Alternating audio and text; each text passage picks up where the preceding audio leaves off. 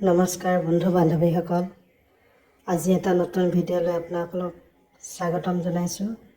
আজি এটা নতুন কাহিনী আনিছোঁ, এজন বিধৱা পুৰুষৰ কাহিনী। আহকচোন শুনো আমি। এখন গাঁৱত ৰামধন নামৰ এজন সাধাৰণ কৃষক আছিল।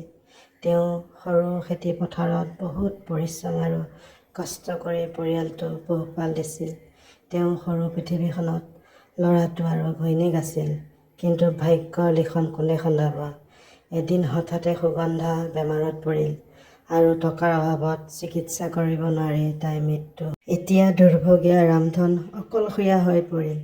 অকলে ল'ৰাটো পোহপাল দিয়াত বহুত অসুবিধাত পৰিল।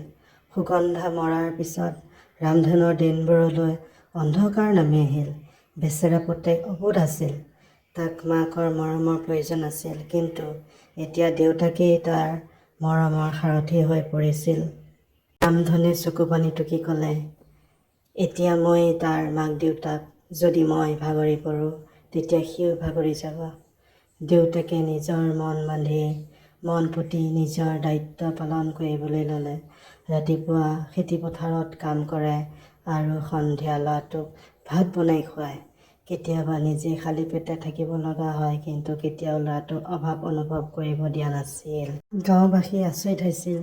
যিজন মানুহে সদায় পত্নীৰ ওপৰত নিৰ্ভৰ কৰি চলিছিল, আজি তেওঁ ল'ৰাটোৰ মাকৰ দৰে কষ্টৰে চোৱা চিতা কৰিব ধৰিছে। লাহে লাহে ল'ৰাটোৱে পঢ়া শুনাত মন দি ক্ৰমান্বয়ে শিক্ষাত আগবাঢ়িল। দেউতাকে নিজৰ খেতি পথাৰ বন্ধকত দি তাক চহৰত পঢ়ালে। কেইবছৰমানৰ পিছত ল'ৰাটো এজন উচ্চ পদস্থ বিষয়া হৈ গাঁৱলৈ আহিল। দেউতাকৰ ভৰি চুই ক'লে, আপুনি মোক মা দেউতাৰ সকলো মৰম দিছে। আজি আপুনি নোহোৱা হয় মই একো কৰিব নোৱাৰিলোঁ হয়। তাকে দেখি গাঁওবাসীৰ চকুত চকুপানী ওলাল আৰু ৰামধনৰ চকুতো চকুপানী ওলাল।